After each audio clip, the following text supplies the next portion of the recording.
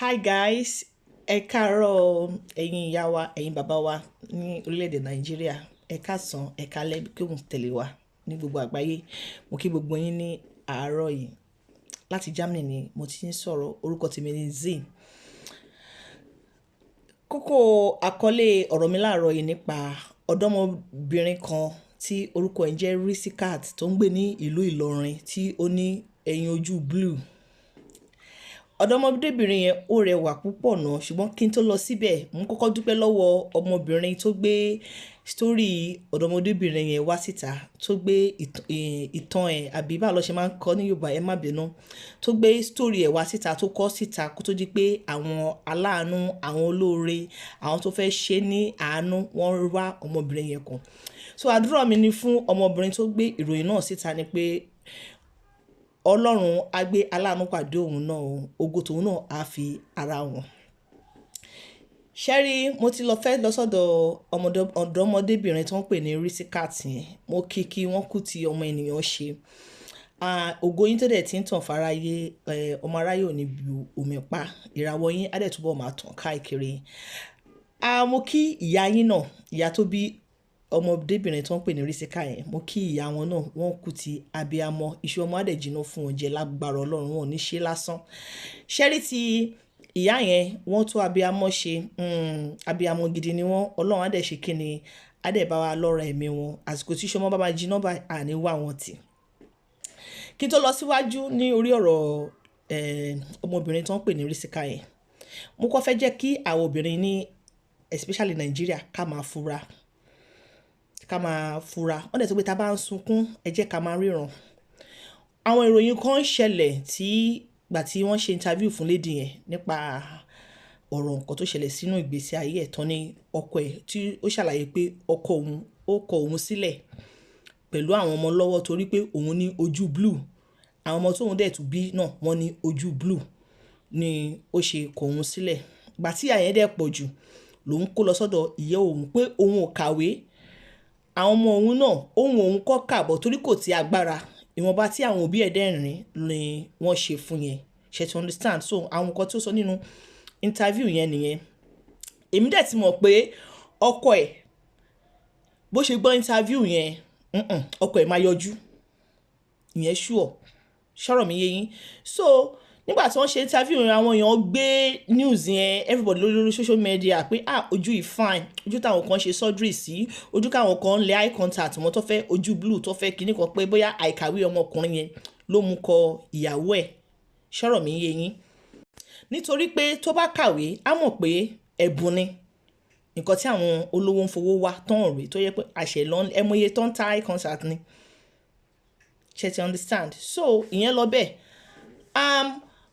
Kó tó di pé mo go deeper nínú ọ̀rọ̀ lady Risikat yẹn, mo fẹ́ ká tìbí ìṣàníyàn kíyèsí oògùn. Ọmọbìnrin kan wọ́n pè ní Ọlájùmọ̀kẹ́ Òrìṣàgúnà tó ń ta bread. Lady yẹn dà léni, ibo ni Jùmọ̀kẹ́ wà? Jùmọ̀kẹ́ tó ń pè ní Òrìṣàgúnà tó ń ta bread, tó kiri bread tí ó wà, tí wọ́n ya fọ́tò ẹ̀ mọ́ ìgbà tó ń ya fọ́tò fáwọn kan, ìyẹn mo ti gbàgbé orúkọ àǹtí yẹn tó ń pè àǹtí yẹn ní T.Y. Bello. I think it's 3 years ago or 4 years ago ni lady yẹn tó yọ nínú fọ́tò. Everybody ló dẹ̀ gbé oríṣiríṣi contract ń wọlé fún lady yẹn. Nígbà tó kọ́kọ́ máa ṣe interview fún lady yẹn náà tó ń wá, kò sí nílé ọkọ. Fine, ó bímọ ọmọ méjì ló bí fún ọkọ ẹ̀. Ṣé ti understand? Ṣé tí ọkùnrin ò bá lówó lọ́wọ́ ọ̀ tí obìnrin ò bá wà òkè dáadáa, ọkùnrin òun fẹ́. Ṣọ́rọ̀ mi yé yín. Ọkùnrin òun fẹ́ wọn tí obìnrin ò bá ti wà òkè. Because irú lady Jùmọ̀kẹ́ yẹn nígbà tóun náà máa sọ story ẹ̀, ilé bread ló máa ń sùn sí. Bakery tó ti máa ń bake bread, ibẹ̀ ló máa ń sùn sí. Ó níbi kan tó lóun máa ń gbà ọmọ òun sí, tóun máa gba bread, tóun máa kiri lọ, tó máa deliver, tó dẹ̀ máa yọ ìwọ̀nba gain títí ẹ̀ kó tó di pé wọ́n rí gẹ̀ yẹn lórí fọ́tò. Ṣọ́rọ̀ mi yé yín. Along the line, excuse me, wọ́n ní kó gbé ọkọ ẹ̀ wá pé ọkọ ẹ̀ yọjú, wípé pàtó rí pé ó ti dá fún ọkọ ẹ̀ yọjú. Kò dẹ̀ fẹ́ dàbí ipò oníranù pé ilé ọkọ ẹ̀ kó fọkọ ẹ̀ mọ́ra kọ́kọ́ ẹ̀ lè mójútó. Jùmọ̀kẹ́ ti fa ọkọ ẹ̀ mọ́ra. Ìgbà tó wá yá ni wàhálà ṣẹlẹ̀ torí ọkọ àgbọ́ Jùmọ̀kẹ́ mọ́ o àárí Jùmọ̀kẹ́ mọ́ Jùmọ̀kẹ́ lè ní wọn ò rí lórí social media mọ́ wọn ò rí àwọn tó máa ń gbé contract fún tó máa ń fún ambassador wọn ò gbé fún mọ́ àárí Jùmọ̀kẹ́ mọ́ in fact Instagram account ẹ̀ gan ò exist mọ́ láti 2016 ní Instagram account yẹn ti exist gbẹ̀yìn àárí Jùmọ̀kẹ́ mọ́ kò dẹ̀ sẹ́ni tó ń sọ̀rọ̀ nípa ẹ̀ nǹkan bó ṣe ọmọdé tèmi ká ní Jùmọ̀kẹ́ ò bring ọkọ ẹ̀ along ni ọ̀rọ̀ ẹ̀ kò bá sì máa lọ bẹ́ẹ̀ á sì máa rà àwọn díù gbà because àánú wa kàn ni àwọn àánú kan wà tó bá wáyàn kan kò gba partner kò gba partner fine o lè ní partner ní future but ex partner yẹn tó bá gbà tira ó máa bọ ọjọ́ ọ̀la ẹ̀ jẹ́ o ò lè rà àánú yẹn mọ́ ṣé to understand ẹ jẹ́ ká fi ti Jùmọ̀kẹ́ ẹ jẹ́ ká fi ṣe àríkọ́ṣe àbí àríkọ́gbọ́n ṣé ọ̀rọ̀ mi yé yín bẹ́ẹ̀ yẹn because bí ọ̀rọ̀ Jùmọ̀kẹ́ ṣe rí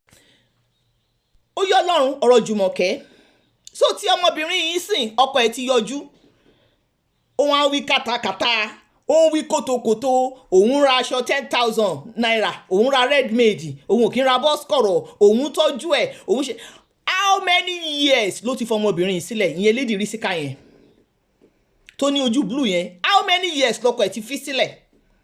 ẹ jẹ́ ká wáyé má di pé ká ní gẹ̀yìn ò ní ìyá láyé ìyẹn Lady Rísíkà ká ní kò ní ìyá láyé àbí kò lẹ́bí ṣé ẹ̀rù bó máa wà lọ́jọ́ tèmi ṣé ẹ̀rù bóyá wọ́n máa gbúrò ẹ̀ lọ́jọ́ tèmi ṣé ẹ̀rù bí àwọn èèyàn máa wà kàn because olójú òní lajúlẹ̀ kí tàlùbọ̀ kú ọ níyẹ́ ẹ̀ ṣe fàámọ́ra pé tọ́ bá kó ẹ̀ máa bọ̀ kò sẹ́ni tó lè nífẹ̀ẹ́ èèyàn bí ìyá èèyàn nísìnyí àánú tí wàá ń wá Rísíkà kàn gbogbo ayé ti ń gbọ́ wọ́n ti ń ròyìn ẹ̀ orí ńlá máa wọlé fún àti rí fìrífìrí ẹ̀ ọkọ̀ kan wá bọ́ta ó ní ẹ̀ ń wẹ̀fẹ̀ àwọn ọmọ òun máa tọrọ owó irú nọ́ọ̀sẹ̀nsì ọ̀rọ̀ òṣìwò ló ń sọ lẹ́nu àwọn èèyàn tó sọ pé ẹ kó fọ ọkọ ẹ̀ mọ́ra padà ẹ dá padà tó bá fọ ọkọ ẹ̀ mọ́ra gàrà tó ṣú ọ̀pẹ́ ẹ̀ tún ní gbóhùn náà mọ́ kì í ṣe pé má bínú bóyá bí mo ṣe pùtẹ̀ because ó ká mi lára tó bá tún fọ ọkọ ẹ̀ tèmi rí yẹn mọ́ra because nígbà tí kò fẹ́ lédi yẹn mọ́ tí stress yẹn máa pọ̀jù fún ìyá tó bí Lady Rísíkà tó gba ọmọ ẹ̀ mọ́ra àti àwọn ọmọ yẹn yẹtọ̀ ẹ wo ilé tó ń gbé ẹ wo ibi tí wọ́n ń sùn ṣé to understand but torí pé ibi tí àyẹn ni ló fa àwọn ọmọ ẹ̀ sí Lady yẹn náà dẹ̀ bá yẹ ìgbà bẹ́ẹ̀ káwọn ní kò ní aláyé Lady yẹn á ti kú because báwo lọkùnrin ṣe máa kọyàn ó tún wá kọ sọmọsọmọ ọ̀dọ̀ ìyá ẹ̀ ló ń gbé àbítọ́ òní òkọ́ o torí ojú blue yẹn ló ṣe fẹ́ kí ló mú ẹ kọ sílẹ̀ nígbà tó ṣe interview fún ẹ ó sọ pé o kà pé ó ń yàlè because wọ́n ní pé tóbìnrin bá yàlè ó máa tó bá parí ó máa pọkọ̀ ẹ̀ tábà sọ pé ó fẹ́ pa ẹ́ ó sọ pé ó ń yàlè ó sọ pé ó ń bá àwọn èèyàn sùn ní left and right àwọn kan tó kàn ń sọ rọ́rọ̀ sọ àtàmọ̀ kò ń gbọ́ràn kò ń ṣe gbá because báwo lè bí ṣe máa pààyàn tó ní kó gbọ́ràn àwọn èèyàn ìyá ẹ̀ sọ nínú interview pé àwọn èèyàn ròhun ebi pa advice tèmi ni pé àmọ̀ràn tèmi màmá àtàyìn èèyàn bó ṣe yé mi ni pé kì í ṣe dandan ni kó fẹ́ bọ̀bọ̀ yẹn bí ire ṣe fẹ́ wọlé tán yẹn àsìkò tí ire wà kàn nìyẹn wọ́n ti jọ bímọ fún ẹ jẹ́ kó tó bá fẹ́ tọ́jú ọmọ ẹ jẹ́ kó máa tọ́jú ọmọ ẹ because tí àwọn èèyàn bá tún gbé ambassador fún lady yìí tẹ́yìn èèyàn sọ pé kó máa fọkọ ẹ̀ mọ́ra wọn ò tún ní gbúrò ilé ìmọ̀ ò kì í ṣèpè wọn ò tún ní gbúrò ilé ìmọ̀ torí ọkùnrin wọn ní ojú tó máa báyọ̀ kalẹ̀ kò ní tààrọ̀ ṣe pin tí àánú ò bá wá gẹ̀ yẹn kò tó ẹ pé bọ̀bọ̀ yẹn làánú wá kàn ẹ̀yìn èèyàn ẹni sọ pé kó lọ fẹ́ ìyá ọmọ ẹ̀ padà o tó ẹ pé bọ̀bọ̀ yẹn làánú wá kàn tí ayé rí tó fẹ́ ṣàánú fún ẹni ní kó lọ fẹ́ ìyá ọmọ ẹ̀ padà ẹni kò kàwé ni kó tẹ́ máa sọ fún nìyẹn bẹ́ẹ̀ ṣe fún Jùmọ̀kẹ́ ẹni pé kó kàwé kó lọ wá obìnrin tó ṣe kíní tó standard lẹ́ẹ̀ máa ní kó fẹ́ ẹni ní kó lọ fẹ́ ìyá ọmọ ẹ̀ padà o ẹ jẹ́ kí bọ̀bọ̀ yẹn kó máa bá tiẹ̀ lọ tó bá fẹ́ tọ́jú àwọn ọmọ ẹ̀ kó máa tọ́jú àwọn ọmọ ẹ̀ ẹ kò sí dandan pé ẹ ń connect wọn papọ̀ mọ́ torí pé àánú ti fẹ́ wá gẹ̀ yẹn kù ẹ fẹ́ bọ ọjọ́ ọ̀la ẹ̀ jẹ́ ni ẹ fẹ́ bà ọjọ́ ọ̀la gẹ̀ yẹn jẹ́ ni bó ṣe yé mi sí because tí Jùmọ̀kẹ́ dà àárí kankan àárí anything mọ́ kò sí contract tó wọlé fún Jùmọ̀kẹ́ mọ́ àti ẹ̀gbúrú ẹ̀ mọ́ àti ẹ̀mọ́bí tó wọlé sí Jùmọ̀kẹ́ wà torí ọkọ ẹ̀ bàtà ń gbà yẹn ó ń lọ ń yàlẹ̀ ó lọ because ó ti ń jealous gẹ́ẹ̀ yìí sí wọ́n bẹ̀rẹ̀ sí ní gbà àwọn contract kan tó ń sign deal fún ọkọ ẹ̀ ní rí mọ́ ó máa di pé ọkọ ẹ̀ á fẹ́ máa bọ́ta fẹ́ máa tarnish image ẹ̀ lady ẹ̀ á fẹ́ máa manage á fẹ́ máa package ẹ̀ but táwọn ò bá sọ pé ó kọ̀ọ̀kan torí pé ó ti wà ní limelight wọ́n ti mọ̀ ó ti ń glow ó ti jẹ́ celebrity no it's not done that way kálọ́kọ̀ ẹ wà pẹ̀lú ẹ nígbà tó dictate ẹ ni a sọ pé yes àìmọye ọkùnrin mi tí ò lówó lọ́wọ́ but wọ́n ṣáájò náà láti gbà tí lady yẹn ti wà lọ́dọ̀ mọ́ mi ẹ̀ mo sọ pé bọ̀bọ̀ yẹn ẹ ṣàgbọ́ tí ìyágẹ̀ yẹn sọ bẹ́ẹ̀ ìyá Rísíkà sọ pé bọ̀bọ̀ yẹn ò bójú ẹ̀yìn alọ́lọ́rí wọn rábọ̀ ó dẹ̀ ń gbé nínú Nàìjíríà ó dẹ̀ wà ń bẹ̀ yẹn bó jẹ́ 100 naira 200 naira 300 naira níjọ́ tó bá ní lọ fi ránṣẹ́ sí wọn wọ́n á mọ̀ pé o fẹ́ ṣe ni but kò ságbára. But now sí o ti ń gbọ́ pé gẹ̀yẹ́ ti ń trend ìyàwó gọ́vùnà kan wọ́n ti fẹ́ rí àwọn èèyàn wọ́n ti fẹ́ contribute wọ́n ti fẹ́ help ẹ̀ ọkùnrin wa kan wọ́n bọ́ síta àtàwọn ẹ̀yin tẹ́ comment most of àwọn ọkùnrin tó comment pé ẹ kó gba ọkọ ẹ̀ padà ìṣe torí ojú blue ló ṣe filẹ̀ no kálẹ̀yìn náà ni ọkùnrin ni àánú wa yín kọ ẹ ní fẹ́fẹ́ obìnrin tó kọ̀ yín sílẹ̀ ẹ ní fẹ́fẹ́ obìnrin tó kọ̀ yín sílẹ̀ nígbà tí ò sí nǹkan kan ẹ ní fẹ́fẹ́ ẹ ní pé gbà tí ò sí nǹkan kan ló kọ̀ yín sílẹ̀ ẹ lọ fẹ́ ẹlòmíràn ẹ so ẹ fi lady sílẹ̀ mi ò ní kó fọ́kọ mi because bí ìyá ẹ ṣe sọ pé òun kọ́ mọ òun máa bímọ káàkiri ìkọ́ tó nọ́mà tàbí amọ́ ń sọ nìyẹn káláwọn òyìnbó ni ní Germany bíi káláwọn òyìnbó ni lọkùnrin kan ṣe bẹ́ẹ̀ yẹn trash tí àánú wá wa kàn ó máa trash ẹni ṣe to understand ó máa trash ẹni tó bá tiẹ̀ máa padà connect kó fún space náà kì í ṣe àsìkò tí àánú fẹ́ wa kàn lẹ́sẹ̀ máa ní kí ọkùnrin kan kó connect pẹ̀lú ẹ̀ kọ́rọ̀ ẹ̀ lè da kọ́ lè sọ pé ó lọ́kọ no àìmọye obìnrin tó lọ́kọ tí wọ́n gbé láyé ṣeun rere àìmọye obìnrin tó lọ́kọ tó pé àánú fẹ́ wá wọn rí torí pé wọ́n lọ́kọ ó ti tá dànù àìmọye obìnrin tó ní so many opportunity but torí pé wọ́n ní ọkọ wọn ò ní gbà wọ́n tọ opportunity dànù ṣe rẹ̀ bá tí lady yìí tó bá pẹ̀lú bọ̀bọ̀ yẹn ṣe rẹ̀ bá wọn máa detect ẹni náà wọn ò ní rí àbí bó ṣe tánù gbà ẹ̀ tó gbàgbé ẹ̀ tó ń fún lóhun oúnjẹ tí gẹ̀yìn ẹrù tó ń gbẹ ká ló lọ sí tó lọ kú bẹ̀ ẹ máa bá yẹ ẹ̀kẹ́dùn ni náà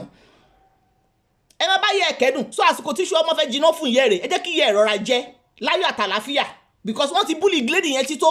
búlì tẹ́ fún tító mo dẹ̀ mọ àwọn oríṣiríṣi ọ̀rọ̀ kùgbàkùgbé tó máa gbọ́ láti ẹnu fámìlì bọ̀bọ̀ yẹn torí bí gẹ̀yẹ́ ṣe sọ pé òun gbọ́ táwọn fámìlì yẹn sọ pé ọmọ olójú blue ló bí ọ̀rọ̀ àbúrò ni wọ́n sọ fọ́mọ olúwàbí o bí ó ṣe yé mi sí èmi ṣe sọ̀rọ̀ yẹn ẹ má bínú tó bá bí gbogbo yín nínú nǹkan tẹ́ bá rí sọ sí ẹ lè comment.